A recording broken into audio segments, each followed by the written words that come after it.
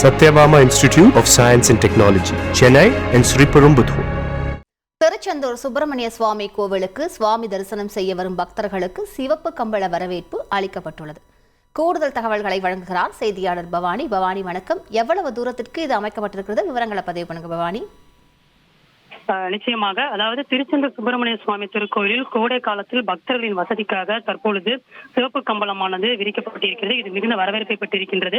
அதாவது முருகனின் அறுபடை வீடுகளில் இரண்டாம் படை வீடான திருச்செந்தூர் சுப்பிரமணிய சுவாமி திருக்கோயிலுக்கு தினசரி பல்லாயிரக்கணக்கான பக்தர்கள் வருகை தருவது வழக்கம்.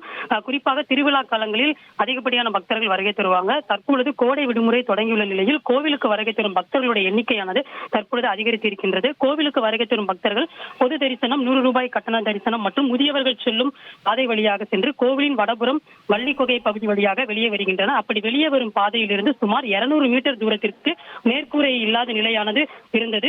இதனால் காலை 10 மணி முதலே அந்த பகுதி முழுவதும் வெயிலின் தாக்கம் அதிகமாகி வருகின்றது. இதனால் அந்த வழியாக நடந்து செல்ல முடியாத அளவுக்கு தரைத்தளம் சூடாகி வருகிறது. மேலும் மதிய நேரங்களில் கோவிலில் தரிசனம் முடித்துவிட்டு வெளியே வரும் பக்தர்கள் கால் சுட்டால் அவதிப்படுகின்றனர். இதை பார்த்த கோவில் நிர்வாகம் உடனடியாக அதற்கு நடவடிக்கை எடுத்துள்ளது.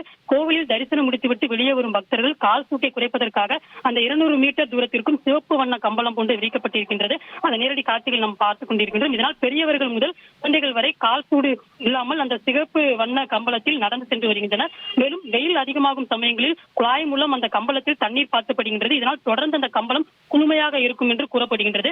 கோடை காலத்தில் பக்தர்களின் வசதிக்காக சிவப்பு கம்பளம் விரித்த கோவில் நிர்வாகத்திற்கு பொதுமக்களும் பக்தர்களும் தற்போது நன்றி தெரிவித்து வருகின்றனர். விரிவான விவரங்களுக்கு நன்றி பவானி.